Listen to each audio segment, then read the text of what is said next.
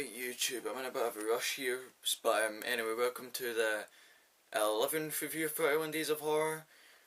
Today, Nightmare on Elm Street 4 is on the list. I don't know how well you can see this in this lighting. The light was getting in the way of some other videos, so I've turned it off and improvised. In this one, Kristen, Joy and Kincaid, the survivors from part 3, are back again. Freddy is also back, obviously.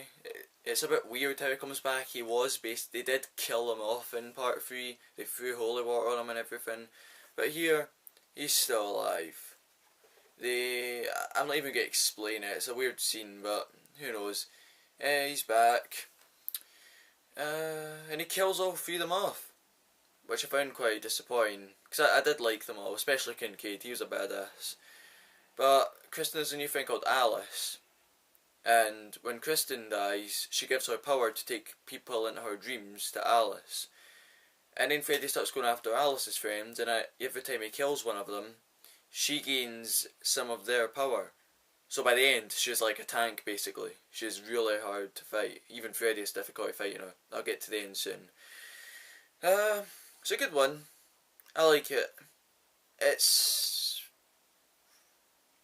possibly my third favourite, in terms of the original 7 films anyway. First it goes part 3, then part 1, then this one.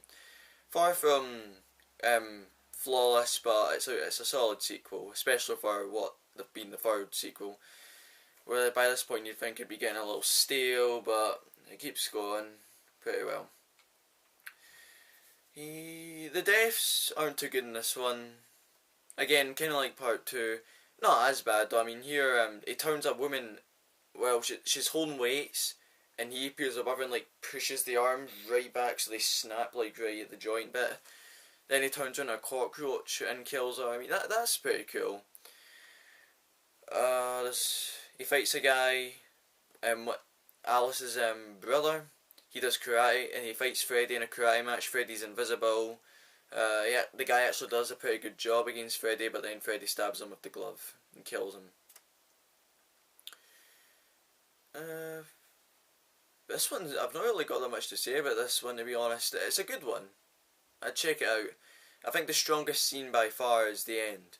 By this point, Alice has the powers of our friend who's a tech wizard. She knows all about machinery and stuff. She's got her brother's karate skills. She has the girl lifting the weights, I think, her strength, I think.